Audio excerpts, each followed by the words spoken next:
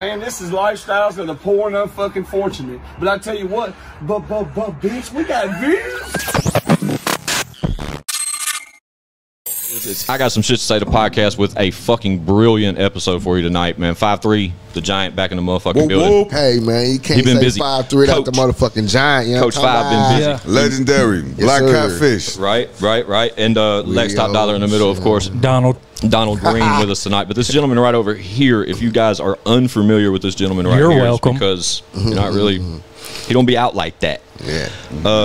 I don't know, Don. What'd you call him, Squints? I think Sasquatch, yes, and that's in the words of Chatty Bobby. No, in the words of Wizzle Fizzle. He's the one that started that. Right. So, absolutely one of the.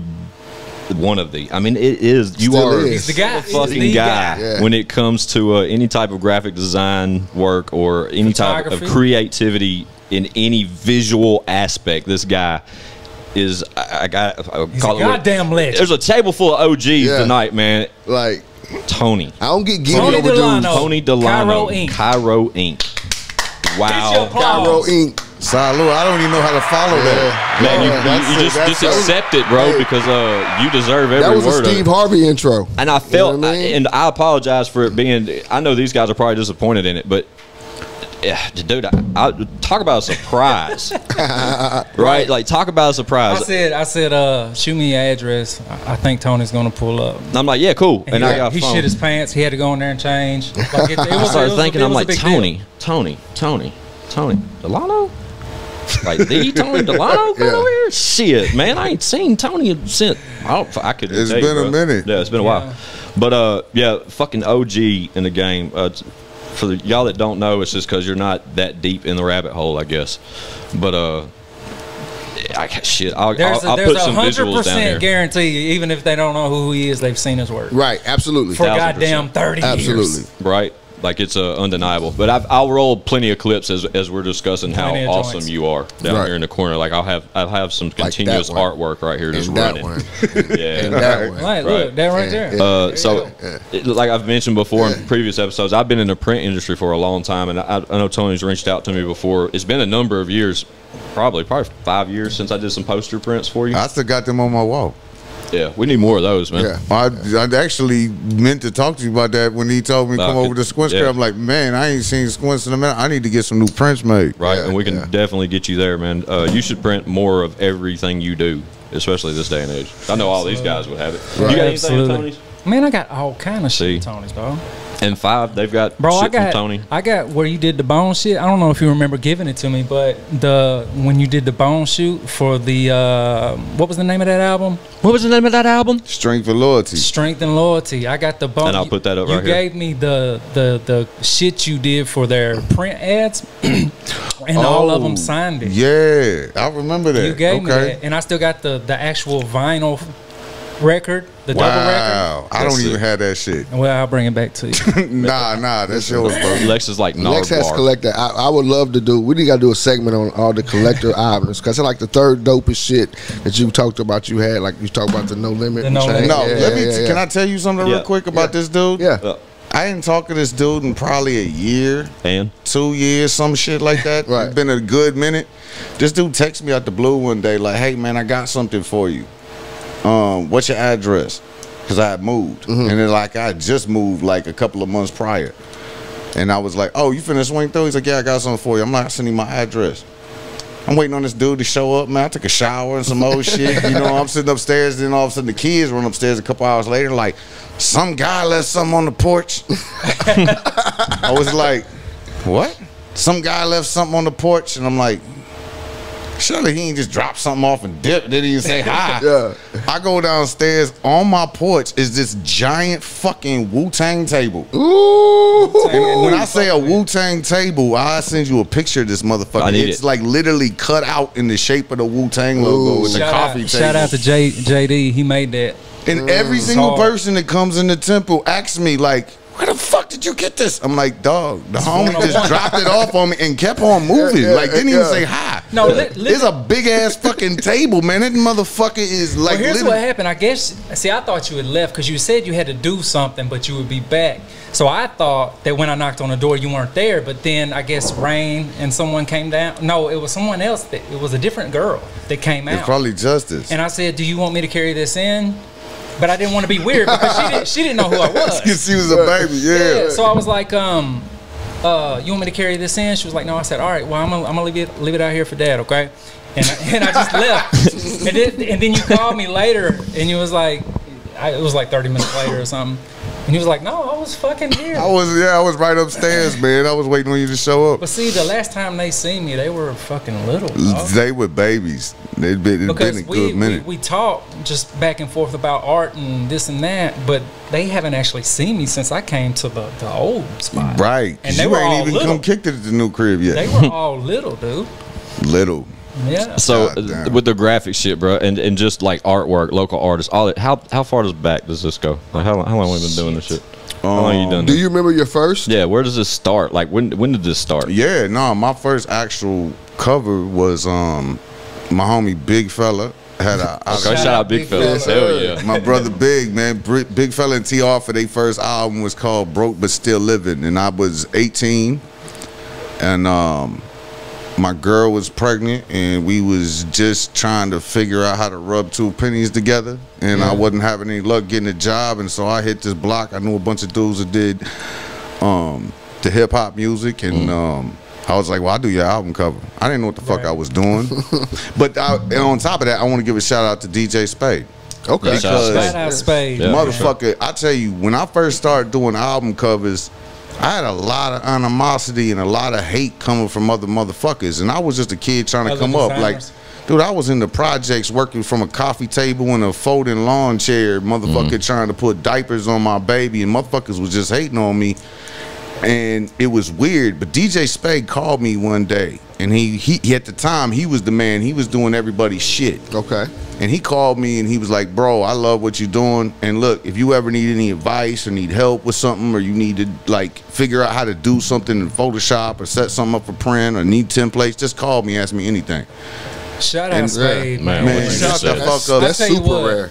Dude, to this day, he comes through anytime. Absolutely. Anytime I reach out for something. Man, I have nothing but the utmost love and respect for dude. And sure enough, like there were a couple of times, man, especially early on, I had to call dude like, bro, I don't know how to set this up for print. And especially the disc art was different than setting up the booklets and shit. Right. And man, dude, always been the guy when it comes to that type of shit, because I remember when we first wanted to blow up we wanted to put our picture on a banner, you know what I'm saying? And I didn't know, like, I figured I could just send him a good picture, and he was like, no, it'll be pixelated. Yeah. So he gave us this fly-ass photo shoot, and I'm talking about to this day, that banner is one of the dopest banners that we got, you know what I'm saying, dealing with Spade, man. Like Spade, and like the press kits, as far as like having the shit ready for the Serato and all that, you know what I mean? Spade was always a plug on like the digital markets, man. Like he was always like kind of ahead of the curve with that kind of shit. The pop-ups for your art, like, you know what I'm saying, we had to show the cutouts, rather, not the pop-ups. But I think he was ahead of the curve on like QR codes and that type shit. Yeah, absolutely. On all that shit, man. Yeah. He was talking that shit. Absolutely. So that was like 2001. Shout out Spade. That was like 2001, and that's my shit. Ever since then, man, I've been on the pavement. Yeah. Right. So I got a question too. What do you think? What is one of your favorite, or do you have a favorite? Yeah, as far as, you know what I'm saying, like, I nailed that motherfucker. You know what I mean? Like, and mine too, of course. You know, but you have to send me an artillery of these motherfuckers too, though. So I just display some. I'm gonna tell you, like, it ain't nothing. I've seen covers he's done for big people, right? That no one. I don't think anyone knows. What was the one dude on the Sprite commercial? You did the Godzilla with the kitty. What was his name? The one with the Godzilla, Drum. Yeah, he did drum shit. I did a couple of drum covers. That was recent. Yeah. But an undescribable amount of talent, though, bro. Like I was trying to describe you. I guess my mother lives here with us, and she came out here, and I said, yeah, she heard me on the phone with Chad mention Toni. I was like, who's Toni? 'Cause, Yeah. you know, And when you that said came, a goddamn legend. that's exactly what the fuck I said. Yeah. Right. I was. You don't worry about it, Mom. I mean, back then, dude, before the markets were the way Take they your ass were. in the house. Think about how much of a self-investment, how important that was. Right. So if you didn't take that type of approach as far as a mixtape or any type of marketing material, so to speak, visual product, anything, logo, anything, you could tell who was serious if that guy did it. Absolutely. Right. You know what I mean? And Absolutely. you could tell it was quality when that guy did it, night and fucking Absolutely. day. There's no way you're gonna look at that. You're either gonna ask who did it. I mean, or to you're this gonna know day, Toni I did can look at a motherfucker's album cover and know Toni did it. Right. To this day, Dude, right now. right. You know what I'm saying? so bad. Just Like 'cause the so fonts and- when I get my plaques and shit made, I'm so picky. Like I'll tell people I'll do your record. Right. I say, but if Toni has to do the artwork, Right, because you're not right. going. I'm not going to do all this for you, and then you have some trash ass Right, artwork, right, and then right. I got all this dope shit on my Facts. wall, Right. and then you got the wop wop wop. Yeah. Lex says, "Pass me the ball. I got this." Yeah. When we did your shit, I Yeah. said Tony's got to do the shit. Absolutely. Yeah. And we did 2 runs of that. I'll Absolutely. post them too. Yeah. But night and day, he did my mixtape too, and like you said, it's All all my about shit. the Yeah. self-investment shit, bro. Right. Like you know? all Chad shit, you know what I'm saying? Like his list just keeps Bro, fucking going going. on. The man. fucking headphones on his head. Yeah, the headphones. Let's talk about the headphones for a minute. So when Don pulled up, let's scoot over a little bit, Don, so you can get I got you. out from behind that I got mic. you. This isn't mine. When Don This is pulled his. up, he had some headphones with him, and I remember these headphones, Toni, because Capo. You know, I know you and Capo are super solid, and I spoke to him recently. He's gonna pull up soon. All right. Shout out to Capo, man. That's Big my shout brother, out to man. Big, and I know think y'all I have probably that know all you relationship. guys because of Cap. Like I said, I know Toni Right. because of Capo for fucking If I sure. ever lost contact And you. with you, that's how I'd find you. Yo, Yeah. You know Capo, what I mean? that's my brother, man. And, Right. and he my manager, you know, Yeah. for all my music industry stuff. Dope. Yeah. I think I knew that. I probably knew that. But yeah, shout out Capo. He's supposed to pull up very soon. Concrete Mag and all. Yeah, shout out Concrete Mag, Yeah. all that stuff. But that was the way to get to you back then. I remember just probably every time I saw you out, it was something Capo had going on. Yeah. Like that. Does that Yeah. make sense? Most of the time, yeah. Absolutely. But you did work for everybody we was around back then, if they were invested in themselves, right? Or they were just that serious about their craft. Right. But he did the Lex Topdollar logo, all that shit, right? Did he do the shirt? Dog, Did he he's do that? done all the dope shit. Did you do that? No, I was this gonna is say. Yeah. This is Chad. Dog, I mean that drive I had in her earlier, it has all of our artwork on it, and all of it's him.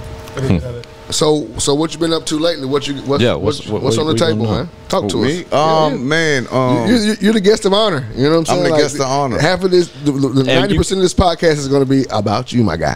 And I apologize if it seems like a shit show. Like, Yeah.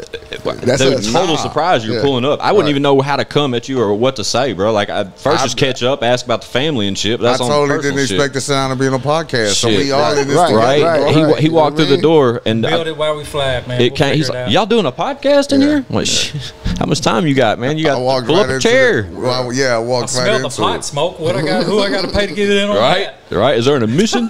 Man, No, man. when I came in the door, it smelled like Christmas. Yes, sir. Smoke weed every day. Yes. Right? Man, me. I don't do a lot of music stuff anymore. I do mostly like corporate business to business shit. You know, the music just ran its course, and Are you at liberty to say any other corporate things you got going on? no, not. That means a check, ladies and gentlemen. Yeah, a bag. I can't associate smoking bud and shit. Right, with some of right. that stuff. But I mean, none of it's like super fantastic. It's not like Coca-Cola, but it's like, you know, it pays better than music and it's more consistent than music. And Right, you, right. You don't have to deal with. So how'd you get into that? Like, how'd you flip over from the commercial to the music? Did it go hand in hand? Did you? Or vice from the music to the commercial. Right. Actually, a few that. Well, I've been trying to exit the music world because the music world, for those uninitiated, is a nightmare. It's Okay. not. It's just a nightmare. Yeah. I concur. I got so many stories that I would never repeat, and I'm trying to think of what I shouldn't say on a recorded broadcast. You Right, know, right, But right. either way, like I've been trying to exit the music for a long time, but it was really hard because of my portfolio is all just hip hop. Right. Right. Right. Oops. Gone. It was all just hip hop. It was all, you know. So if you're trying to get certain corporate jobs, they look at this like, oh, this is not what we looking for. Yeah, like what we gonna do? A bunch of rap noise. So yeah, me and my other manager, Josh Fisher, who's also my brother. Shout out Josh. Fish. Man, shout out Fish. He been holding me down for like 16 years. Wow. And, That's real shit. he's the one where I got all the Dre shit from, the Rihanna shit, all the big shit all came from him. Okay. And so I've been telling him, like, we got to get out the music business. I'm tired of wrestling these motherfuckers for checks and, you know, everything else. Yeah. And so he was working on it. But in real life, my very first prominent exit from the music business was through this dude right here. Oh, okay. Okay. This dude Plug. right here. Okay. This dude Okay. right here in real life, he hit me up like, yo, I got some family. They run a company, and they're looking for some artwork. And Some serious shit. some serious shit. So he had me come out there, and that shit literally gave me a foot up and allowed me to totally change the landscape of my portfolio. Right, and, right. You know, it opened the door for me to be able to get more work. And then my manager Fish, he hooked me up on some other avenues, and so it was like really a 10-year process of just slowly stepping less and less into the music world till I was pretty much out of it, other than projects here and there, which are mainly for people I fuck with, like y'all. Right, you know, right. you know, when people I really fuck with and I've had a long standing relationship with. Outside of that, I try to stay away from it. If you can't come to the crib, I can't do no work for you. Correct. That's what we've mentioned it on previous episodes. You ain't gonna see nobody with the real one sitting at this table. Right. That's a definite. Absolutely. Very select. So let me ask you, like from a revenue standpoint, like what is that, like a residual shit? Like how does that work on the big bags? Not to what'd you call it? What's that? Get in his pockets. Yeah, pocket watching. Boy, just want to know everything. No, I guess all I want to know. Educate here. Yeah, I'm trying to determine what is better. Graphic designers, right? Yeah. Is the check better up front, or is it residual, or is there a discussion about what route that goes industry for any visual you create for whoever? No, there's no ownership. Like when I do an album cover, I just get a flat fee and that's it.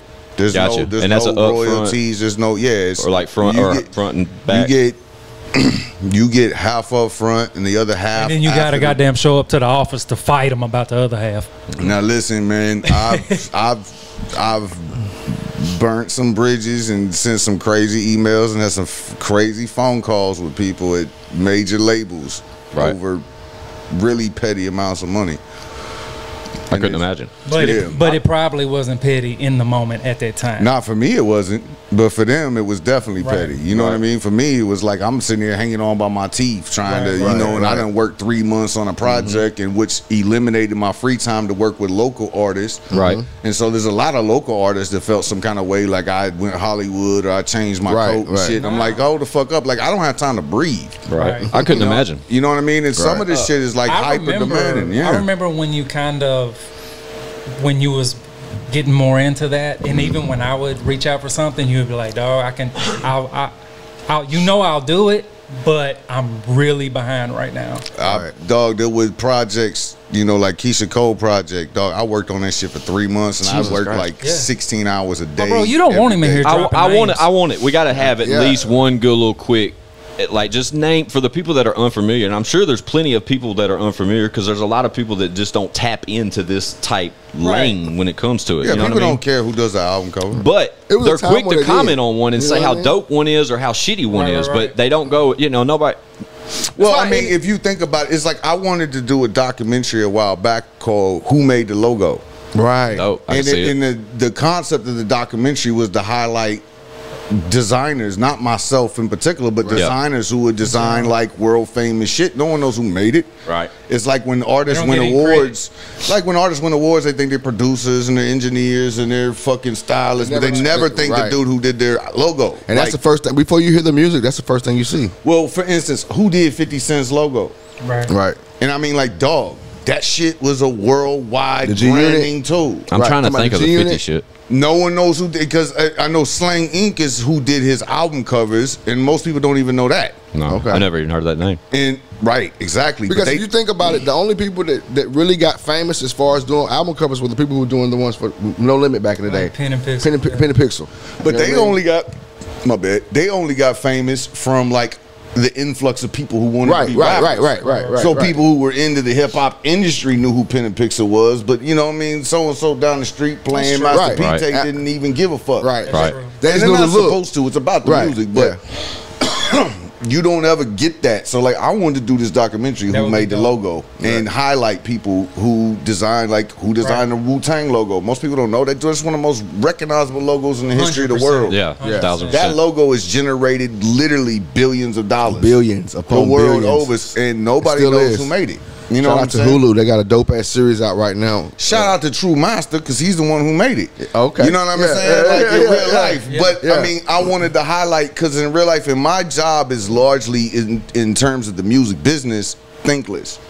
Like people like y'all appreciate it, and I have a gratitude from my associates that I directly associate, but in large part that the shit I do is thankless. And you know what? That's a good question because you think about like the whole process of putting an album together. The producer gets shot out. You know what I mean? Right. Whoever made the beat gets a shout out. Whoever had the bag gets a shout out. You know what I mean? Whoever shot the video, Lil X, you know what I mean? Guys like that, they came to the forefront. That's true. That's right. But it's like out of all their whole process, you don't never see the artwork credits, man. Yeah, unless they go get like a Van Gogh or some shit. Anytime I post a new one, I always try to tag him in it. I mean, we do it as on a local scene, but I'm talking about as far as like when you really look at like on a grandstand, right on the grandstand, like everybody that you break down in that whole process is a guy who you can name. Yep, that's such and such. Bro, who made the Kiss logo? I'll give you a prime example. I'll give you a prime example. Led Zeppelin. What's the Rolling Stone? That fucking logo. These headphones I'm wearing. Yeah. That's what we were getting at a minute ago. Yeah, before we explained to something else. I did the logo for this shit. Yeah. So those headphones Beats on his by head. Dre, Get the fuck out of here. Yeah, let me switch cameras to Tony real quick. Tony, if you would, Come those on, headphones man. the headphones No on fucking Tony. goat. Come Right. on, we need a little goat running across his head on this fucking on scene, Tony's man. head right now is a pair of Beats Studio Pro headphones, I believe, and they are the Dr. Dre Detox Edition. I think they're pretty sought after at this point. There was a limited amount ran and produced, you can't right? fucking find them, so and I do know that the gentleman, like, exactly. So I do know the gentleman on camera right now did not have a pair until he got here tonight, and that was another logo. That Don likes to hit people with surprises and shit. So that was a blessing upon him. So let's talk about the logo. Man. Yeah, absolutely. So the logo, how did that situation come about? And then I want to get into how many people you've worked with.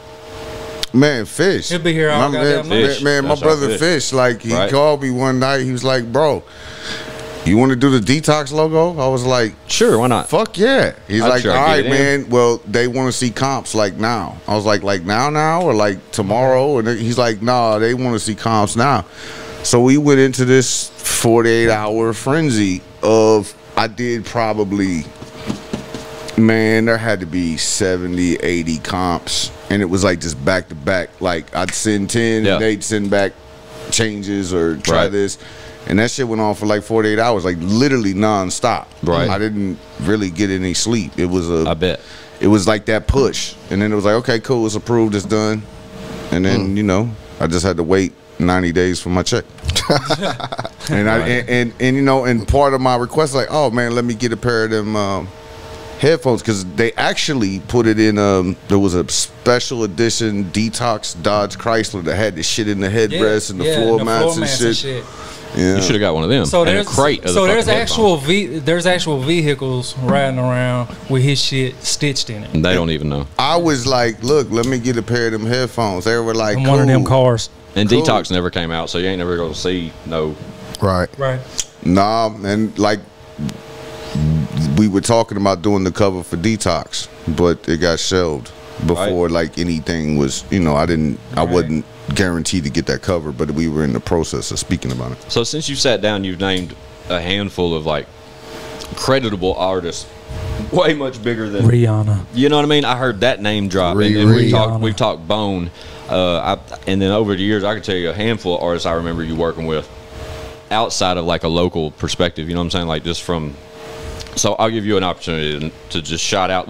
How about 10? Just give us 10 that you're proud of working with, that you're flexing right now. This is your opportunity to flex on it. Just go on and let them have it. 10. It's Dre, there's Rihanna, there's Bone Thugs, Scarface. Oh yeah. Deeply rooted. Yes, we sir. did Fergie. We did. I did some shit for Robin Thicke, Are y'all hearing this? Are y'all hearing what he's talking about? He's got like 4 more. Young Jock. Okay. 8 Ball and MJG. I did some shit for Ball and G, Keisha Cole, Drum. the Danity Kane chicks. I did they shit. Lex Topdollar. Lex Topdollar, Black Catfish, Absolutely. 5'3", For sure. Squints in the building, like you know. So- Bells of Gang. Bang absolutely. bang. It's hard to keep like some of this stuff. Look, because I'm so kind of detached from pop culture and have been for a very long time. It's hard for me to remember because like what there's like Drum. Yeah. There's I mean, but Tony's been. Was Drum the one that did you do the one with the Godzilla on the thing? Yeah. the sketch. I did that one and there's another one that I hated. Yes. That, One with the kitty. There's a puppy. It's a dog. Oh, it's a dog. Yeah. But see, that's the thing about Tony. It doesn't stop It's at a like for dog. digital enhancements, graphics, that kind of shit. Like he is a natural fucking artist. Oh, bro, like, he can draw your cover. anything you can Yeah. envision. So like, The guy's a But- monster. But people don't want to pay for that. No, The but time it is doesn't mean serious, it doesn't mean people don't appreciate it, and Yeah. especially some of the shit you whipped I'll up, bro. always Because pay you for it. I'm telling you, I promise. this is one thing about this episode that there's be so many opportunities for a photo. yeah, people they want that work, but they don't want to pay for that work. Right. So that's why you got to basically Well, I mean that's like beat the people up to get your check. The illustration work is just it takes like a lot of time. It's a gotta different be thing than tedious, photo man, because- manipulation. You know. Yeah. I'm gonna give a shameless plug. I sent this man the most grainiest, Yeah, oldest fuck. It was a Polaroid of my man Chris Baston. KB, shout out to KB, got killed in Rest in '95. peace.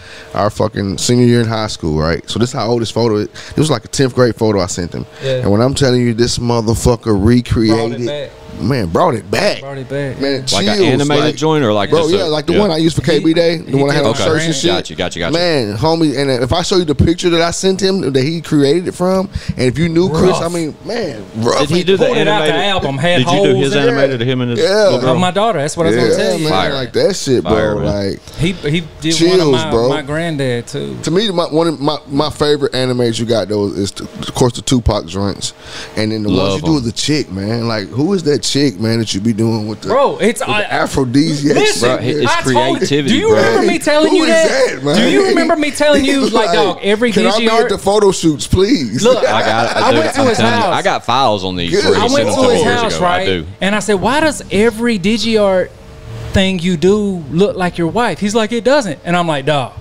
Every one of them looks like, except the Asian girls. I think the question is like, you know, a lot of people think that they're all of her. Okay. And I didn't. they're not think that. intentionally of her. I just like her face a lot. You Obviously. know what I'm saying? Which you know what I Shout mean? out Like, to Jamita. oh, absolutely. Yeah. Soldier.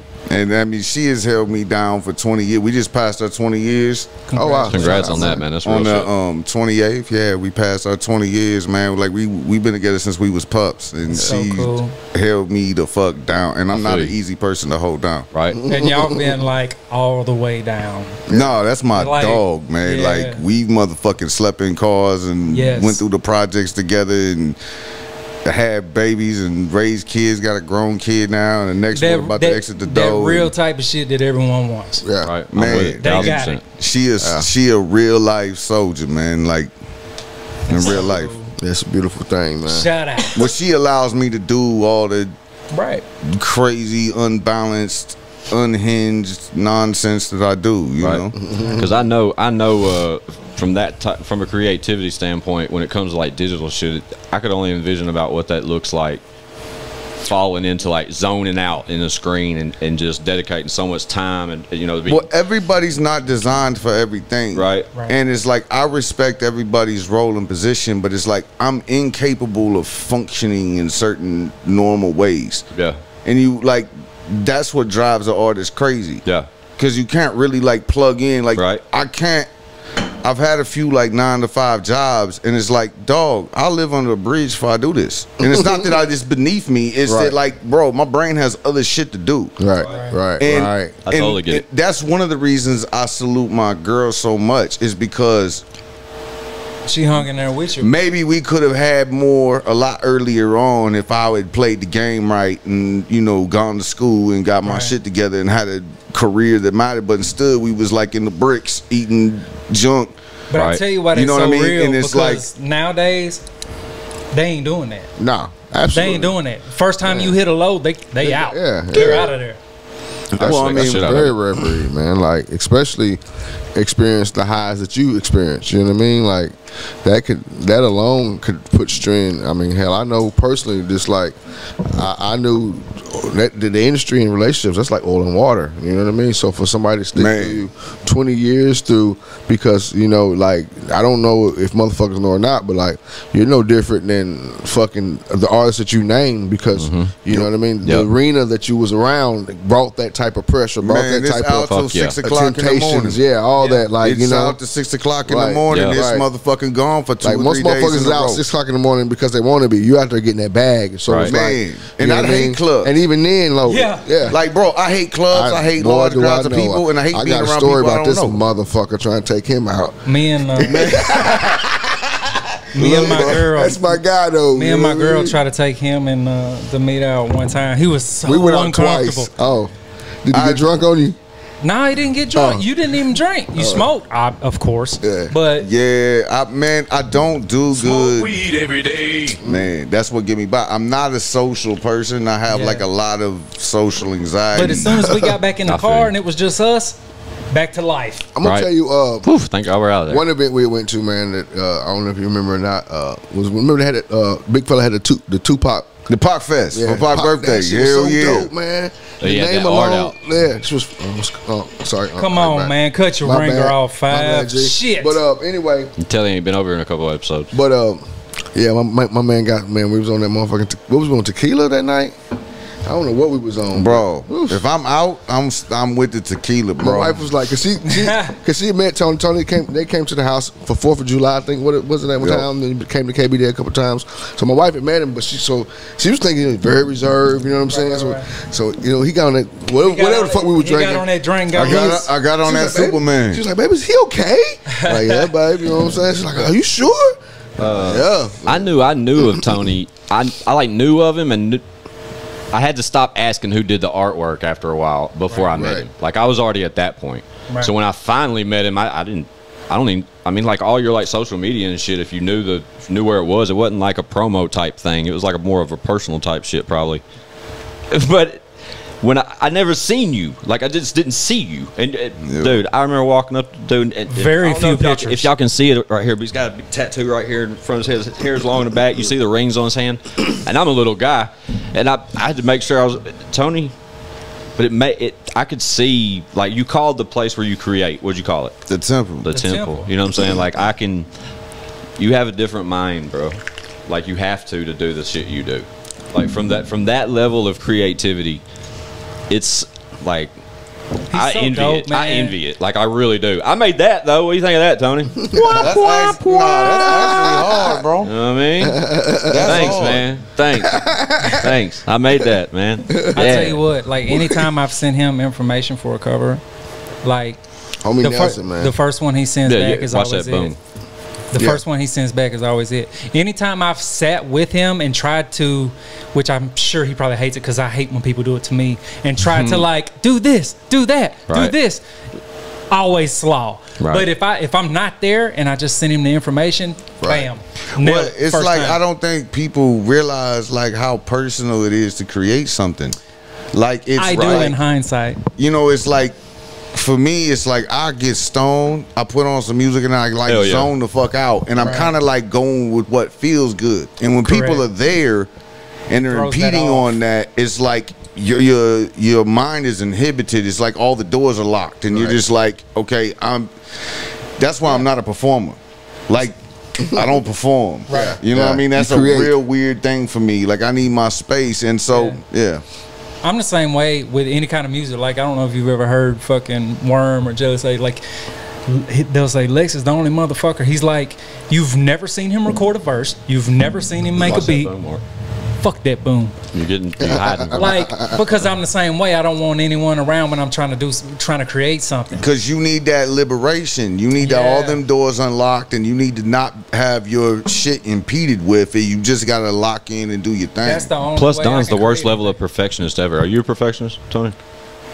Or have you just done so much? This shit is just perfect. I out the gate. used to You don't be- have to try. Right. I used to be a perfectionist, and it comes to the point where you just have to get shit done, and people don't give a fuck about the shit you care about. Well, you build your confidence too, I'm sure. Once everybody continuously tell you how fucking epic you did what they, you know, what they had in mind, and you brung it to life, like from the ground up type shit. Like you would put together total like press kits for people, like a whole campaign, like from the ground up, different parts of merch, logo from the jump, like T-shirts, right? I've seen it. Like I've seen you do those types of things, and All them goddamn it still ain't cool to snitch signs with Cal. I printed them, dude. Everywhere. Who you think printed them? Everywhere. Yeah, Shout I out to printed Bezel this. Gang. As soon as I seen it, I knew who done it. Pete Gates. Yeah, there wasn't no question who As soon did the as I art. seen that shit, I knew who For done sure. it. You know Yeah, what But I'm saying? there's a handful of us that are I still. That pulled shit made the goddamn- news. That shit made Channel 4. Yeah, it was on man. the news. Yeah, Fuck man, yeah. it's great Speaking of them, campaigning. bro, I've known them since they were like 13, 14 Right. years old. From the jump. They was coming to my crib from Nashville. I was down in Murfreesboro, and dude, I was still living in the bricks. And these motherfuckers at 13, 14 were coming down from where they was at in Nashville to get their album covers done. Yeah, Little yeah. kids, bro. Yeah. They were like 13, 14 years old. So I literally watched them dudes grow up. Right, And now they got kids and Man, shit. you watch a lot of guys grow up because now think Yeah, about that's it. real. First time I met you, the first album cover that you actually did for us, we never came out with the album. You know what I mean? Because Fatty got locked up. I remember we was in shit. the alley. We had Fatty's band. You just took the shots and that shit I was so remember fly. that We shit. had like the photo posted up and some shit. We went had down a- to the Greenway and Yes, did sir. pictures in the for my in the- family, bro. Right I now. remember that shit. My family portraits right now hanging up in my house. You know the ones in my I house. need Squints? some, bro. No, You did that it. Catfish, the first Catfish album. We went down to the Greenway and did the photo shoot in the swamp, bro. With Shit the never came out. That shit was so hard. Yes, I remember that shit. I got Damn. photo. He took Wow, the photos of us that's- for Tony Day. Yeah, I got a shoot. Well, I got a couple. All I got was just what you sent, what Lex sent me, but I didn't see like a reel or anything from that Bro, experience. I'm telling you, man. Yeah, but Tone, man, like, I'm talking about from family portraits to album covers to fucking Merc to you name it, man. Like, Now all the rappers are gonna be hitting you up for covers. Right, I was thinking that a minute ago. Go ahead, hit Capo. Look, as this episode is finally rolling out, like they'll see. We'll put Capo's info up there. Half of these guys are gonna be like, "Damn, I want my shit looking like that." And if they're serious, they'll be about reaching out. They'll try to figure out who the fuck, how to get in touch with you. You know what I'm saying? Just Man, this Capo run the Instagram page. People hit Right. me up. yeah, I've hit Say up less. the Instagram page. No, every- I'll and he'll put be like, Capo. "Man, it's Capo, Capo's just yeah. I'll hit put it." his Instagram right here. Like Yeah. it's that ain't Yeah, shit. Capo run the page, man. Shout Shout out to Capo, man. Yeah, like real big, talk, like big shout like out. I was telling him, I met Capo buying hit clothes from Capo. I don't know if he remembers that, but I was buying. Remember when What the Baby the Nape hell jackets? is going were- on? Remember those Baby Nape jackets you? were in? Capo had them motherfuckers, man, for the low. Yeah. The what? The bathing apes jackets. Oh, Bro, okay. Capo had everything. Yeah. I don't give a fuck He was- what dude. That dude is the most motherfucking proficient hustler on the planet. That motherfucker move. Right. And when I tell you, like, ain't nobody work harder than that dude. That dude is the hardest working dude in Nashville. I've seen that dude for fucking.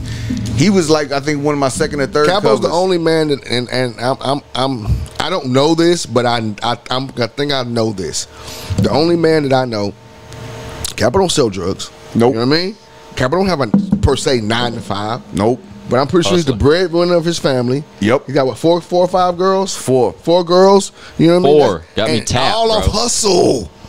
Bro, this dude get up and breathe the Off grind. hustle. You know And what I'm I saying? tell you, Like, that's so hard to do, man. Like, yeah, I hustle, but I got a job. You know I've what I known mean? a lot Like, of hustlers, but the thing that made Capo extra special is that he honest. Yes. The dude is Everything he do with sincerity and with a pure heart. He don't try to fuck nobody. He don't try. He always does exactly what he said. All his business is legit, and if he say something, you know his word mean whatever. Capo could tell me that the sky is falling down and there's purple elephants running around outside, and I'll fucking get up and look in real life, because like that dude is like that honest and that sincere, and how he approach his business and everything he do is for his family. It's all about his kids, bro. Right. And his girl, like that motherfucker is legit one of my favorite humans. Yeah. Solid, man. I literally, we were texting back and forth the other day. Shout out Capo.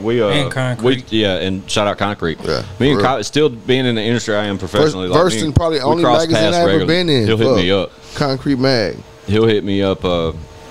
That was a big thing, man. Still. You know what I'm saying? Like, it was a big thing. Like, when I was coming up, that was like, it wasn't a source. Like, believe it or not, like I wish I had the Concrete? board, man. Yeah, fuck absolutely. Like, man. I mean, when we first hit the 1000%. scene, you know what I mean? Like, the reason why anybody in this room know me because Capo. Next one. You know, Capo. I don't think he presses it up no more. Does he? Or he doesn't do a physical copy anymore. I think it's just digital. No. Shit. Correct me, Tony. Am I right or wrong? I guarantee you that's I know, like, I don't think he's pressed up physicals since it's COVID. been a minute. It's been a minute because I know the company that would press them. Like, you know, like I said, that's the line of work I've been in. I don't think he's pressed them since COVID. I think COVID. It doesn't. It would make sense not to. And digital is kind of where it is, but that means it has to be. We need to talk to Capo. Yeah. Man, you need to have him on this show, bro. Yeah, like, we literally. I'm telling you, man. Literally within the last week, we have texted, and he has. With if you want a real life history of hip hop in Nashville, there you go. Capo's been there since day one and knew every freestyle battle rapper, kid with a mixtape, anybody that's ever done anything. Black, white, you know, fat, we're tall. We're less than 10 episodes in, and Capo's came up in conversation here with numerous people. Every other episode. Absolutely. Right? Yeah, it always comes up. I mean, he's a mover and shaker, man. Right. You know, hell of a host. He gets shit done, and he's always been real close to the home team. Luckily, right. Like I said, that's my source. If I need Tony, that's who I go to. Absolutely, absolutely. We need to get some more of your work pressed up though and printed, man. Like big boy shit. I'll put something big on a fucking wall out here. I'd love to have that. Sick, man. Yeah, I'll send you the files, bro. I haven't got nothing printed in a fucking long time. Well, shit's changed. I can get you a rug with your logo on it or something now. If you need then we gotta talk, bro. Because I got some shit, man. Right. Can you make a flag, like a pirate flag? Yeah, man. Look, I want a fucking 10-foot pirate flag with the Exile. Yeah. Ooh. You heard it here first. With the crucified skeleton. Tell us a little bit about the Exile Army, man. We haven't spoken about that yet. The Exile Army. Yes, mean, the Exile, that's some shit me and we've been waiting on that like goddamn Detox. Man, not Jesus. No, man, look, as far as the music goes, like the music is the thing me and Pete do. Yeah. Shout out to Pete, man. Shout out to Pete. Man, my brother. Like, dog, me and that dude, we got a hell of a roundhouse. Dog, hell of a roundhouse. That motherfucker put a brick through your face in real life. But, you know, like, we came up together. I met him when I first came to Tennessee. I was 14, 15 years old. And I met him. And we just had a creative chemistry. You know how you meet people in your life that it's like, when I write with Pete, it's different than when I write by myself. Like we have a creative chemistry, and we were both two little weirdos, and we hung out with a bunch of weirdos. That's where the whole Exile shit came from. We were kind of like not the end motherfuckers. Right. We didn't go to school. I haven't been to school since I was 10 years old. So like, hell yeah, you know what I mean. I was a little fucking wanderer. You know what I mean, like a nomad. Yeah. So I didn't come from a particular environment or have any particular family group or group of friends I grew up with, because growing up we moved all over the country, you know. So I was in a constant state of motion. When we came here, I was about 15 years old when I met Pete. And he had lived a similar life because his family had been in the military, and him and his brother, Toad, shout out to Toad. Yeah. He had went up for like a 20-year sentence and shit. At 15, they put some dumb shit. Man, some dumb shit, bro. They gave him 20 years in Georgia, bro, and motherfucking he did that shit. But that's where the Exile shit came from. Like, we were our own little island. Even now, like, we still like our own little island. You know what I mean? Yes, sir. Shout out to That's Exile dope. So Army. you're saying you're not gonna give me an album? I mean, you know what? We always writing and working on music. It's just a weird thing because it's I like think we y'all. It's more just the creative outlet. Get it out. Not necessarily putting it out. I enjoy making music. Like it's something I actually enjoy. The thought of being like trying to tour as an artist sounds like a nightmare to me. Yeah, like I don't want to be on That's why I stage. say I I think don't it's want more- fans and shit. Like I don't want to live that. Like I just enjoy making music. I So think it's it's like the a creative outlet for you. yeah. It's like a Absolutely. really it's a lot of fun, and you can get on there and say whatever the fuck you want, and it's like And it's they like say whatever the fuck they and want. we say some really insane shit. I can only imagine. How long? So y'all got some shit on wax That's already? what I was gonna say. Like, how long has this They do. been I talked got about? something in my email. I'll never leak it though. I mean, no, we have records going back 20 years. Yeah, like literally. We But got nothing ever put up on a digital platform or nothing that you might can No. source to or nothing like that. No. Stingy ass. Well, no, It's not just- about that. It's just It's not never. about It's that shit for that just never got finished I though. feel you, man. You know, like part of like my thing is I have a very particular thing in my head that I just don't have access to finish. You know, certain musicianship to certain places. I want guitars on shit. I want my shit mixed a certain way. Right. And it's like I don't. None of it is actually finished. We've never finished anything. We have complete songs, but they're not actually finished. They're just music. Yeah. That's Gotcha. waiting to be tinkered with, and then, you know what I mean. Like we don't have time to do that shit. Like, motherfucker, I'm cutting out ice cream cones and cowboys and rappers and shit. Right. That's crazy as fuck, dude. I still can't. I'm glad I have. You're video welcome. and Thanks. That's what I was gonna say. You're Like, there's welcome. proof he's here. Like, it's like sir. a real thing. It's I got some shit to say to podcast, man. We're right back at it, man. Yes, sir. Sasquatch is in the building. Salute. Absolutely. That's the name of the episode. Toni Delano, Cairo Toni Inc. Delano. Motherfucking legend. Absolute Wolf. fucking legend. Cairo Wolf. Yeah. That's right. And that's what it was, dog. It was Cairo Inc. When I was though, talking right? about your social media, it was Yeah. Wolf. Wolf was always incorporated Yeah. with Well, your name. Cairo Inc. is the design page, and Cairo Wolf is like my personal page Okay. for my personal art. Okay, so I said something about it was something more personal, and it was Cairo Wolf, and I just never met you personally until I like ran into you, and you didn't. He thought he was going to I apologize. It didn't meet the profile, but like from a creative aspect. So what kind of profile are you talking about? See, we're just going downhill a now. genius. Like when you try to envision a creative person that from the ground up pictures something in their mind, and then just with tools at hand, fucking on a computer, can bring something to something marketable, to even something you can sell, to a product, to a brand. In a time where art is coming back to the forefront. God damn! I mean, I'm what telling other you, dope artists do you know? I don't right? know one. No, I'm lucky to know that one. Right, Like right. that's Like what's a true crazy. artist, like like when you say artist, most people think you're talking about a musician or something like that thing, but you're talking about a true artist, like somebody Right. who creates Right. from thought. Yeah. You know what I mean? And Like, then but it brings doesn't- it to canvas. Like it's hard to do that with words. Exactly, and it doesn't. You know? It doesn't stop But- with that digital shit. Like he can you paint? With actual real paint? Yeah. No, my mother does them. Got you. He So can- you draw. that's where it those comes from. With Mom both. Dukes. Pencil, like it all for me, like with the pencil and the paper was my best friend until I found Photoshop. Right.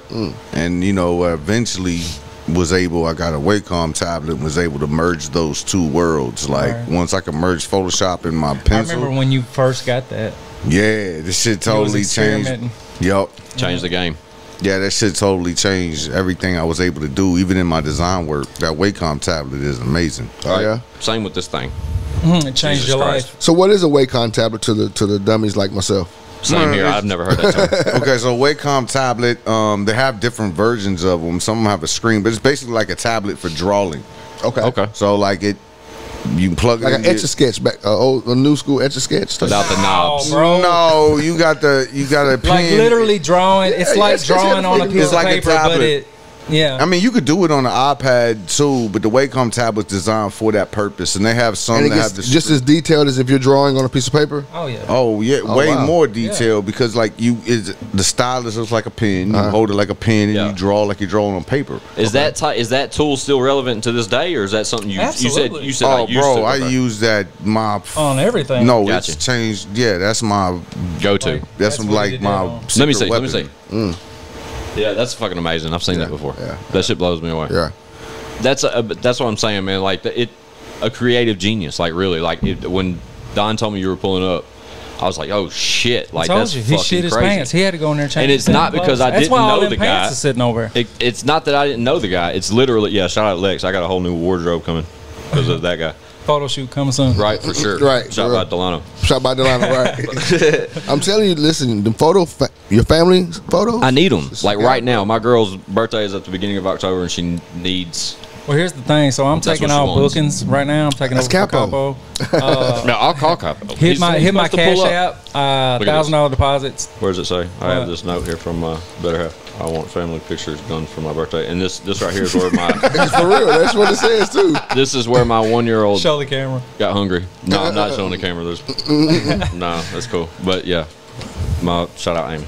Shout out Amy. Ames. Yeah, that's my that's the one that's down and rides with me in my corner. She allows me to sit out here and fuck off with the fellas. And, You got to be a special woman to deal with anybody in the music business. Come on, right, but I'm man. not. I hung it up, bro. Like I threw in the towel. You did, but so did I. But you're so still not really. involved This is indirectly. What I'm saying is, Yeah, I'm using my sources to still have a creative lane. What But you're I'm doing telling is you, man, you're in high school, scratching that itch because once you're an artist, I don't give a fuck. It never leaves. Never. right? You know what I mean? Trust me, I It tried. never leaves, bro. I'm gonna tell y'all last night, Leroy and Chad on last night we sat and recorded some content, and Leroy, I got a freestyle. I'll let y'all hear it before we get out of here.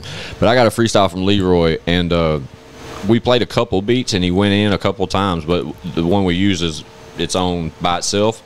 But as we were going through beats, there was one of them just smacked me in the fucking face, and I was like, God damn, give me my phone. Like, where's my phone? Like, I wanted to put something creative It hit you. down, like It hit lyrics. you. You know what I'm saying? But right. I'm not that dude anymore. I can't. My mind's too warped. I've been down many too many rabbit holes hallucinogenics. out here, man. That too. But that's my point. Is it take a special woman to fucking tolerate the that shit at shit. any Right. level? Like Right. you don't even have to be the man at the shit. Like No. the type of human being Yeah. that engages in any type of entertainment business is deranged, and it take a special Right. woman to deal with that shit. Like I'm not a normal human. Man. No. Not And at I all. know all of y'all. Y'all ain't normal No, humans, not at bro. all. And Right. it's like, bro, you want some regular shit, you got more sense. Right. Yeah. You know what I mean? Because Right. it's hard. I wouldn't want to live with me.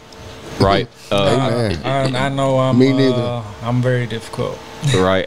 Same here, man. I Very. mean, that's why I shot her out continuously, probably out here, because she allows me to really commit time to this. Like Because I'm almost certain my name is asshole on my wife's phone.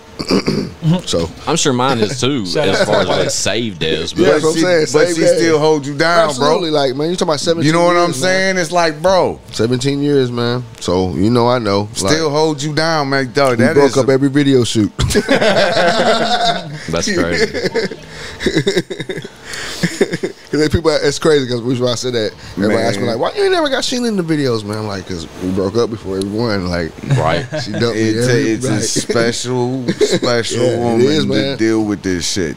We got an Right. episode. Me and Five talked about it. We're gonna have an episode with the with the With the girls. With the ladies, with yeah. the That's crutches. cool. so they That's can cool. really. The crush. I remember like one time, man, we cause my best friend, shout out to my best friends, Bricks, Slim. We'd been without women for like 10, 15 years, right? But they had never really just hung out, right? So we made this one stupid idea. Like, you know what? Let's go to fucking Gatlinburg together. Yeah. Oh shit! Everybody got shit faced Man, drunk. listen, they got to putting together stories.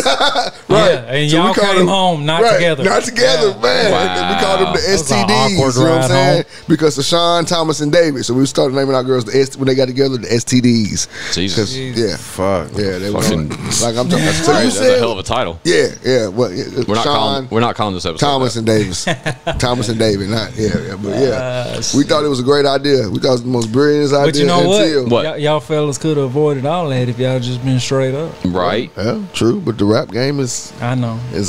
Fucked up one. Is a snake hole that comes with a lot of temptations. Like you said earlier, you get a little taste of that fame. Yeah, man. Trust me. Hey, hey, this guy over here, I played that same game, man. Me and mine been together for over 10, but there was a good little year and a half. Yeah, there was a year and a half break. And that's why, you know what? Shout out to my woman, because when I was fucking up, she left me. Right. Yeah. And I had it. Like, I was on top. You know what I mean? Like, had it. My bad. She moved to the hood, like, with my kid. Like, you know what I mean? Like, I can bought this house. We can bought this house together. Fuck that house. She's gone. So that's why, like, I really respect her. She had to make a point. Right. That's why I tell motherfuckers, like, you know, and my woman's white. You know what I mean? And they think, it ain't no difference, bro. I can have a black woman. I got a black baby mama, white baby mama. And I'm telling you, a good woman's a good woman. It don't come in color. It don't come with stigma. They're all crazy. Yeah, absolutely, but in a good way. 1000%. A crazy way that we gotta have that. I have a philosophy. Go. Philosophy, is our second album. SCA album of the year. Women are crazy. And men are stupid. And once you understand that, all your relationship makes sense. All that crazy shit she do. Did y'all hear that? Women are crazy, men are stupid. Right. If y'all can understand that as a couple, when I do something stupid, you won't take it so seriously. Right. And when you do something crazy, I won't take it so seriously. Because before I had that understanding, like, there was some rough moments. You know what I mean? And it's like, yo, I wish somebody gave me that game as a kid. And so I tell my sons, I tell my daughters too. Women are crazy. Well, men are stupid. A lot of that has to do with, as men, we're not taught how to love. You know what I mean? Like, as a guy coming up, you got to be tough. You can't. You acting like a girl. You know what I mean? Like, that was always a thing. Like, why you crying like a girl? So you know, and then you mix that into like the paths that we all chose. Is like, for a woman to be able to deal with some shit like that, man. Like you said, man, it's like, oof. Having all girls fucked me up, man. I got a boy. Like, when I first had my boy, I thought, yeah, this is it. You know what I mean? But like, after that, guy was like, no, this ain't it, buddy. Right. It was just girl after girl after girl, and every girl I got softer, dude. Like, I started using weird words like cute and shit. Like, it's just weird, bro. Like, talking like a little baby. I knew I was soft when I started posting selfies. You know what I mean? Like, I knew I was, because I used to think guys were so whack. Man, like, just the fact of the way you got to hold the phone to do a selfie is feminine to me. Yeah, you know what I mean? Like, so it's like, when I started wanting to take pictures when I'm out with my kids, I'm like, I love catching this guy. Selfies. You know what I mean? Like, my whole Facebook is flooded with my kids. Like, and I'm a cocky guy. You know what I'm saying? I like to post myself, but it's like, now it's like, they turn you so soft in a good way, though. You know what I mean? Dude, I admit it. Yeah. No, that's the only thing that can get me, like, to that point of doing something to somebody. Right. Yeah. Dude, I could like imagine. my little girl can get in the truck and just mention somebody being mean to her. You know what I mean? And it'll take you to a certain point. It takes like I try not to show it to her, but it takes me to that level. Like, and it could be a little kid saying something and dude, just it don't matter to your baby, dog. Like, whew, man. Bro, whew, that's the only thing that can get me there. Everything else, let's slide. It would have to be something serious, but mine is like, how many kids you got? I got 4. What's their ages? 19, 17, 12, and 9. 9. Okay, cool. So you're coasting. They're all cool. The man, listen. They all understand. The only coasting is roller, bro. Because this motherfucker is. When you got 4 kids, bro, it's a non-stop. There's no space left in your mind. I definitely get that. No, you know what I mean. And yo, my kids are beautiful. Like, they're great. They don't give. And they're all creative. I was really worried as a young person about like having teenagers. You know what I mean? Yeah, I got one. I was worried about that being an issue because I remember being a teenager, and I remember my older sister being a teenager, and I was like, man, I'm gonna have to go through some shit. I mean, right. My kids have been amazing. Right. Like, it's been, you know, I mean, I'm sure they do their shit. They humans, you know what I'm saying? Like, they doing their thing, but like, I haven't had to deal with nothing absurd or you know, never I hate you daddies type shit. Yeah, like, I don't think I'm gonna have to deal with that, but I'm definitely gonna have to deal with some shit coming up soon, like real fucking soon. I see it. I just see it. There's aggression there, if you guys can't tell. Something I'm dealing with personally. Calm down. So roll you another one, bro. Right, I really need to. I don't think I've had a fresh one. I mean, girls. The thing about it is, they get a certain age where when boys get involved, you get about 13. But my oldest, she's 15, and that's the homie. That's what I was about to say about yours. Like, Lex is a great dad. Hell, nobody at this table isn't anything but a great dad, obviously. But at the same time, and nobody's going to tell us any different, probably. But like Don, she's a couple years younger than Kimura, right? She's 11, right? But that, I'm telling you, that's where they start hitting the cool stage, where they're just like, "Fuck, you're cooler than me," right? You know what I'm saying? Like me and Kimura vibe completely different, but me and her mother split up when she was 2 years old.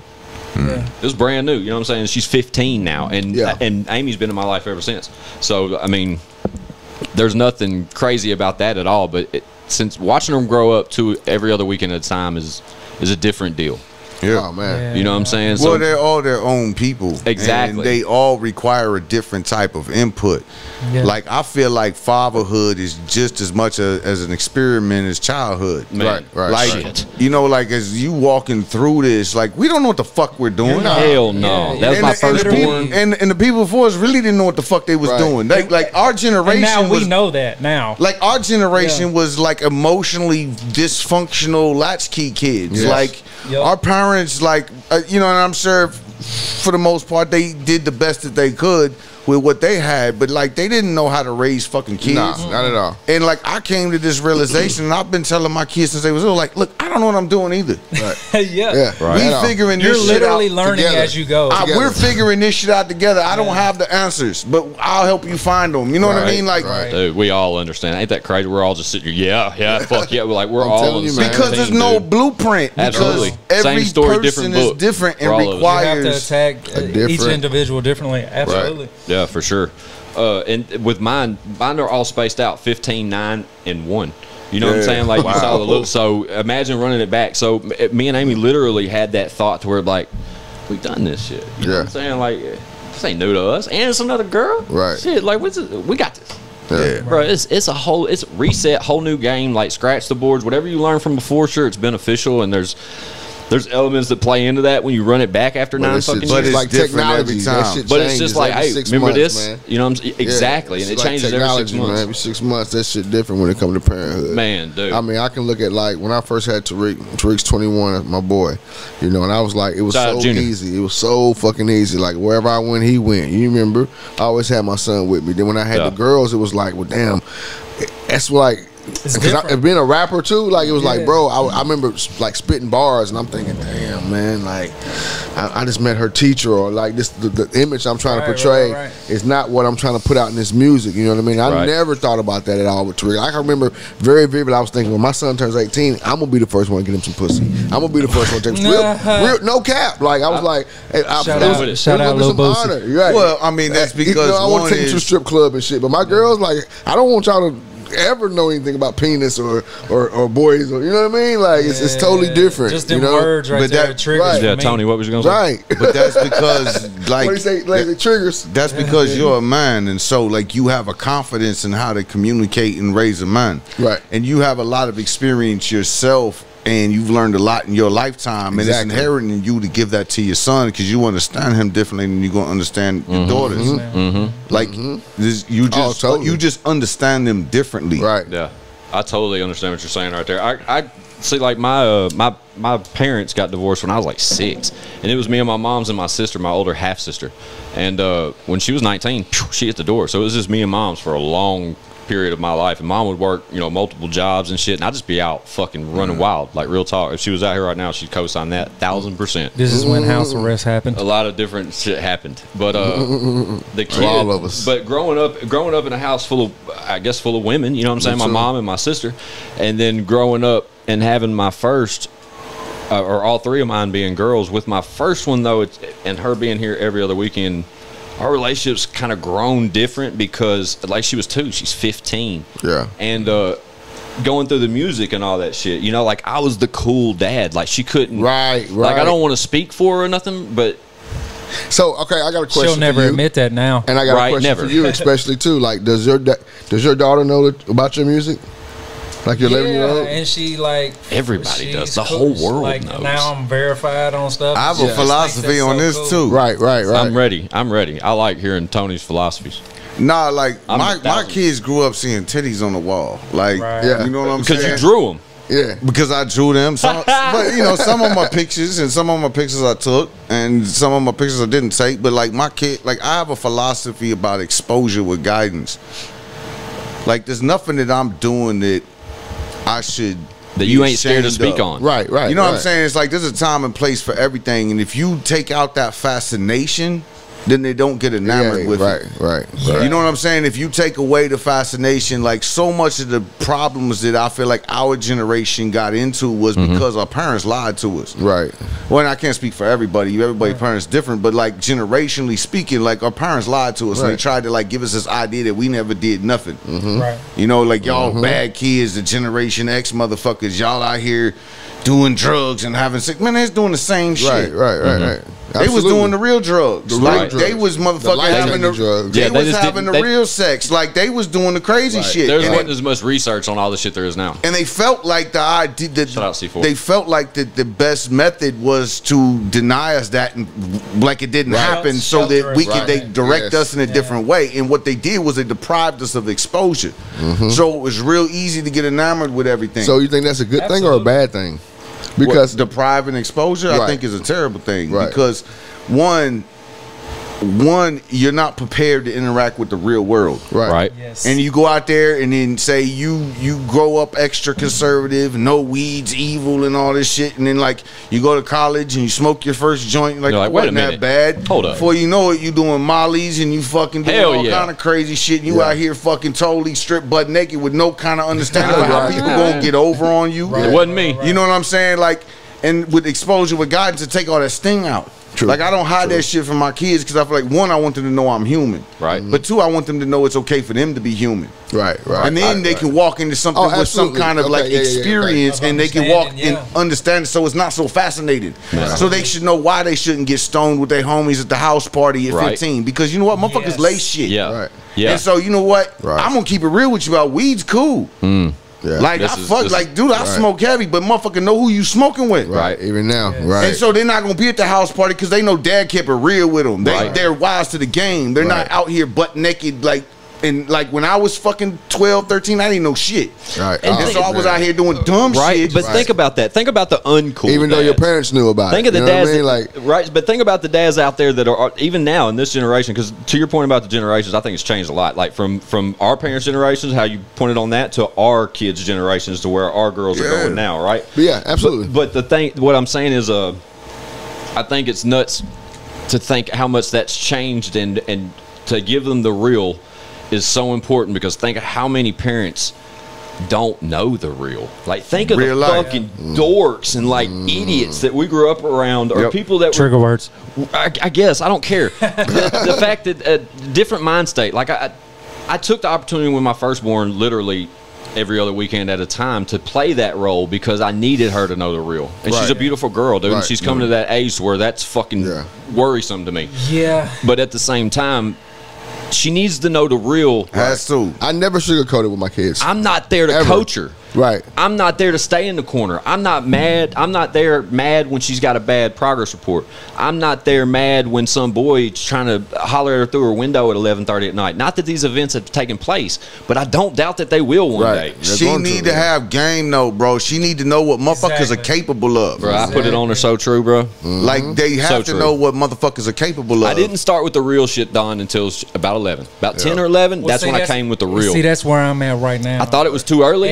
See, I'm at it with Tim. I got a 10-year-old daughter, you know what I mean, like Tatiana, and you know, she just experienced her first, you know, she became a woman, you know what I mean? Jeez, that work, it crushed me, you know what I mean? Because now I'm thinking, what the fuck? So, you know, I'd already been like prepping her, like I said, I don't sugarcoat my kids, you know what I mean? Because like with Tariq, with my boy, I feel like I really got, I guess like I don't know, like a preparation to where, you know, because he got it, you know what I mean? I gave it to him and he got it, you know what I mean? So it's like, okay, I gotta give the same game to my girl. So, you know what I'm saying? I gave it to him, like, it didn't really sink in with my 18-year-old, because like, she's great for our school, book smarts, but with the guy, like, it's real nice. Anyway, right. We get it. Like, it's a fucking guy that I'm gonna kill him. Yeah. And, you know, it's because, but That don't mean you did and anything I gave her the wrong. game. You tried to give her the real. Right. That's what I'm trying to tell you. You can give it. Just You nature, just- though, Yeah, bro. but yeah, just gotta- that's what I you have gotta to do- come to grips to. Like, You can't control No. what happens, but you can. Yeah, you can try to be the teacher, but you ain't the student, bro. Right. Like You can give that's her- the thing. experience is still the best teacher. Absolutely. Yeah. You can give her the information so when she's in one of them scenarios, she can make the right decision. Right. But not only that, like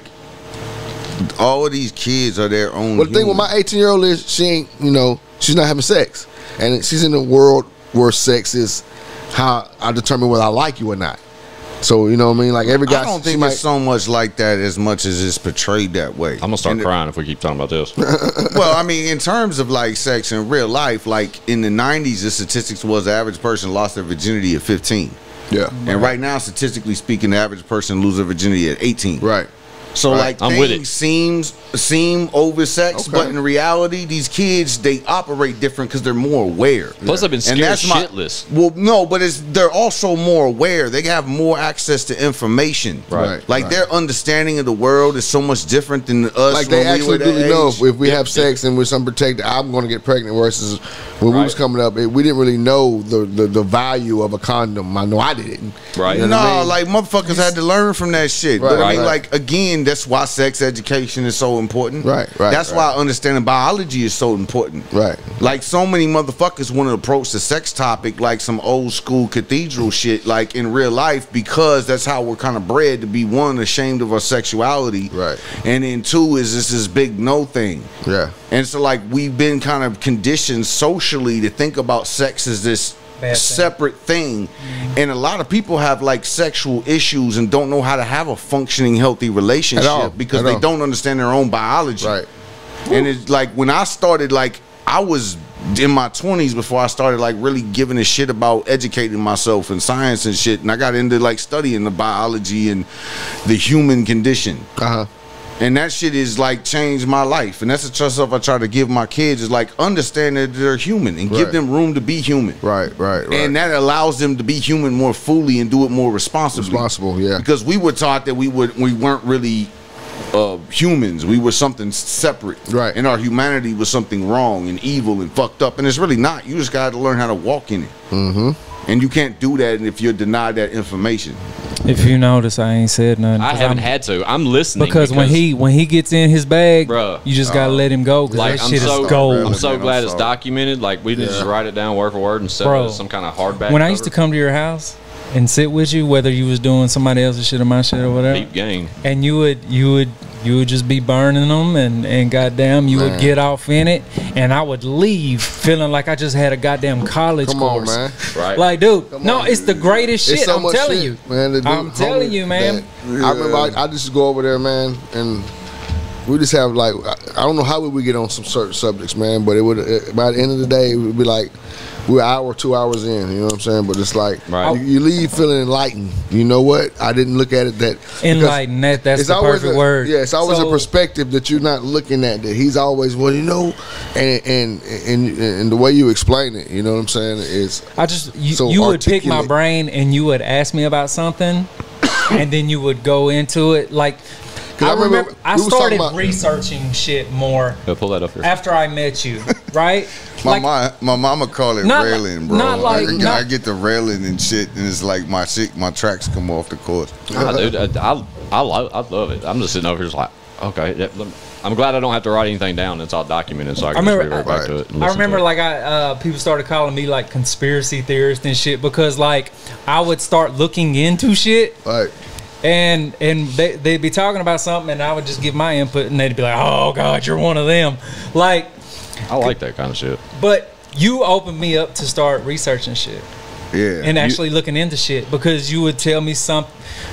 I don't Are you a wanna get big into conspiracy religious theorist? shit, but Do you get into that shit? Do you at least explore new shit when you hear about it? All or right, something so like that? to even answer that question, you have to understand I don't know. You seem my like you got pretty upbringing. excited.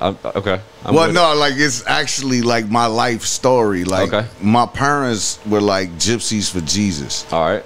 Like they traveled the country from one end to the other. I lived on a religious compound Yeah. when I You was talked about a lot of 7 years travel old. when you were younger. Yeah, like we lived in a religious compound in Texas when I was like 8 years old. Okay. You know what I mean? And so And my parents is, especially my father, super conspiracy minded. So like I was a kid with all this Illuminati shit. I was a kid with all the UFO shit. I grew up in, you know, the anti-government, you know, non-voting, non-vaccinated. That's how I was raised. Okay. And by the time I got to my early 20s, I was in constant warfare because all this shit that's like trendy now is the shit that I was like deep into trying to warn us about. Trying to put motherfuckers on like deep as fuck. And motherfuckers thought I was a lunatic. And I'm like, they just don't understand. And as I kept digging, so like my sole purpose in life I've figured out is to believe as many true things as possible and to not believe as many untrue things as possible. So my mission is to research everything to its end. And as I kept digging, then I fucking dug my way out of it because I realized 99% of all that shit is horse shit. And it's like, that was the mind war. Like, holy shit. There's actually, if you spend the time studying vaccinations, like there's actually no credible science that says vaccinations are harmful. Okay, I'm with it. You know what I'm saying? And real, like vaccinations have literally saved, right? Literally saved I'm with it, billions of people. So pause right there. 5, are you vaccinated yet? No. Nothing yet. No. Cool. Have you had COVID? Yes. Well, no, I don't know. No. I think I've had it, but when I think I had it like before it became a big thing. You know what I mean? Like I caught it like in December. So now you sound like my brother-in-law that was here earlier. So I don't know. No, I would say no. I would say no. I'm with you. I would say no. Vaccinated? I had that shit in like 2000. You had what? The vid? 13, 14, but they just called it the flu. We need a tag for the vid. And you're not vaccinated? No, but it wasn't the flu. Like I almost died. Okay. Amy's out here with us now. She's got her second shot coming up. What it was. I'm fully vaccinated. Yeah. So, but again, like I grew up as an anti-vaxxer. I just got my second shot the other day. Yeah. And how you feel? The other day I felt like dog shit. Yup. Yeah. Like total dog shit. I felt like I got hit by a truck. And it was about 24, 36 hours worth of just funk, and it was gone. You gotta think, man. Back in the old days, motherfuckers was dying at like late 20s, early 30s. That's my point. Is life expectancy was about 45, right, for like literally thousands of years. And like because of medical science, our life expectancy now is 75. 70 something, You know what I mean? Like, and so, like, when you start studying all the conspiracy shit, if these motherfuckers really wanted to kill us, they could wipe us the fuck out. Right. If they really wanted to motherfucking do some shit, your stash of guns and your bunker ain't gonna save you. Right. If they really want to wipe you out, like, dude, they have technology now. They can and push a button. What Outcast bro. If they want to kill us all with a plague or a pandemic, they can design one that's way more efficient than COVID. You know what I'm saying? So it's like, I was a conspiracy theorist most of my life, and the more I researched and the more I dug, not into what I wanted to believe, but like in an earnest search for the truth, the more I uncovered that most of that shit is bullshit. I'm not saying all conspiracy is bullshit. Some of it's proven. Like the CIA really put dope in the hood. That's not like a wild conspiracy theory. That's factual information. But we know that because people motherfucking verified that. These are the same people that are giving us our information now. So basically, anything that's not verified, it's horseshit. No, that's not necessarily true either. Because who the fuck's verifying it? No, but it's not that everything that's unverified is horseshit. Some shit you don't know. Like, for instance, like the September 11th shit, like the Twin Towers shit. Oh, God, here we go. Look, I've studied both sides of this fence thoroughly. I can't make heads or tails out of it. So you know what my opinion is? I don't know. Half and half. I don't have one. I don't know. And I've learned that I don't know is the best answer 9 times out of 10 instead of like assuming what sounds like the best answer and running with it, because you can believe some really terrible things for bad reasons. Right. Absolutely. You know what I'm saying? And it's like, so it's okay to say, I don't know something. But in terms of all these vaccines, you can spend some time in the research and it'll show you what's in that motherfucker, how it's put together. Like, there's absolutely no reason for me to feel like that vaccine is a hazard to me. Other than if I'm just watching news on Facebook. I agree. You know what I'm saying? And then it's like, who are these motherfuckers? Or Joe Rogan. They make random YouTube videos. They ain't nobody. They say don't follow the specialist, but I'm like, motherfucker, if my car break down, I'm not taking it to Taco Bell to get fixed. I'm taking it to a mechanic. Right. So motherfucker, if I want to know about viruses, I'm gonna talk to a motherfucking scientist. Right. Right. I'm gonna talk to a motherfucker who spend their life studying biology and viruses and how they evolve and how they. That's who I want to listen to. I totally agree with you there. But that's what's funny about when I just mentioned Rogan. So Joe Rogan, recently got vid, right? And but he fought it with the alternatives that everyone else is preaching about. Yeah. All kinds of like weird shit they say. I think some of it you're not even supposed to take. I don't know. I don't want to boast the story, but I know he fought it in different ways and beat it in different ways than we did. Very quickly. But again, some people, a lot, like when half of the people that have COVID are asymptomatic, and then the remaining half are having a variety of different reactions. Some people are getting sicker than others. Some people it's just a head cold. Yeah. Like what Joe Rogan's experience doesn't validate his alternative medicine because you can't. There's not a big enough study there to pull any valuable information. 1,000%. 1,000%. But is there but he's also had people, to your point, like biological specialists and like all these chemical people that have came through and co-signed some of the shit that he took all the knowledge he's obtained about it thus far, caught it, and took an alternative other than the vaccine and beat it. Now, he's also a very healthy that's with a bag. But my thing is, I don't that doesn't make sense to me because you got to look at it like this. Okay, my mom caught COVID. She didn't get a vaccine. She's vaccinated now, but when she had it, she beat it. She didn't take none of these. Right. You know what I mean? Like, most people are living. I guess the point I'm making though is like the Joe Rogan thing doesn't excite me because half the people who are catching COVID per se aren't dying. I mean, they beat it, right? I totally agree. No, you know half, I mean? Dude, there's only like I think a 2% death rate. Right. That's the point I'm making. That's the point I'm making right there. But that 2% death rate is motherfucking 600,000 people right now. Like more people die from COVID than Vietnam and the World Trade Centers and all this shit together. Right. Like we've never had a catastrophe where 600,000 motherfuckers have died. Yeah. And they simply died from ignorance. Like out the gate, scientists they were telling us in the 90s, we're on the verge of a global pandemic because of the way that commerce is working and travel is getting shorter and we're going from all these different places and shit being shipped all over the world. We're on the verge of a global pandemic and we need to prepare for that. Right. And Obama put together a pandemic task force. Yeah. A group of specialists designed to fucking stomp out a pandemic. Right? Right. This is real history. This isn't conspiracy shit. This is real life. Yeah. He put together a real pandemic task force. I think it was Ebola or whatever. That shit hit here and it was like 18 motherfuckers got sick and that was it. Right. In 2018, Trump fucking fired the pandemic task force. So we don't need them motherfuckers. Tony's fired up. The scientist was like, yo, this is a bad idea. Yeah. Like, this really some bad shit can happen. Now, whether COVID was lab-made or natural, I don't know. I don't have an opinion about that. What I'm saying is, the motherfucking scientists been telling us this shit's coming. Right. We better prepare for it. And these motherfuckers like, nah. You know why? Because they want that money. Right. They ain't want to shut down business. When the shit hit the fucking coastline, all the scientists said, dude, by the summer, there's going to be hundreds of thousands of people dead if we don't do something right now. Right. Them motherfuckers said, nope. It's just a code. It'll go away. Watch the clips. A couple of weeks, it'll be gone. Yeah. A couple of weeks, it'll be gone. A couple of weeks, it'll be gone. It's no big deal. It's like the flu. It's like the cold. 600 and I think we're at 670 something thousand motherfuckers is dead right now. My granny being one of them. Cairo Wolf, 2024. Yes, sir. Well, I'm just saying, like, I'm at my peak with misinformation because I was a victim of it for so much of my life. Right. And when I learned how to really research and really study things, I was embarrassed of myself. Right. And when I watch motherfuckers out here on Facebook and YouTube spreading terrible opinions, it's really killing motherfuckers. Because you might survive, but guess what? You went to Walmart and you fucking put that shit over everything and you killed 50 motherfuckers.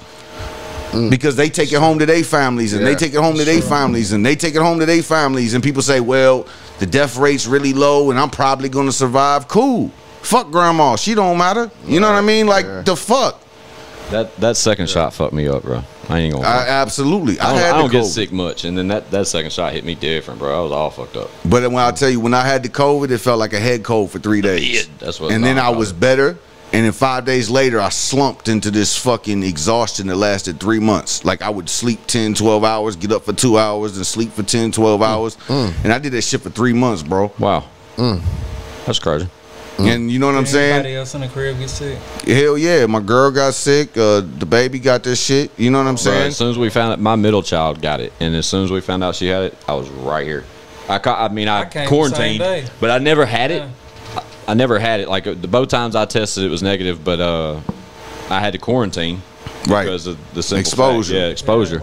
So I was right here for 4 or 5 days. Some of the Well, I'm just saying from a person who came from a world of conspiracy, and I believed in a lot of shit that once you study to the other side, it's like there's nothing really behind it.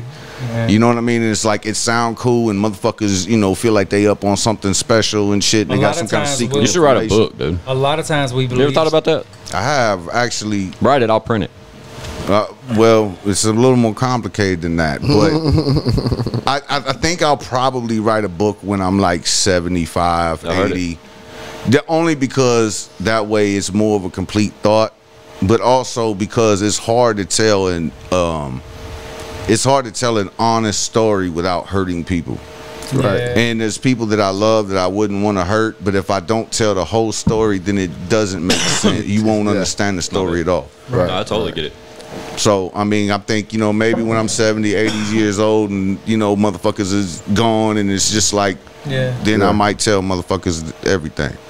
Dig that. Well, I'm thankful just for what you've told us. Memos along right? the way. You should.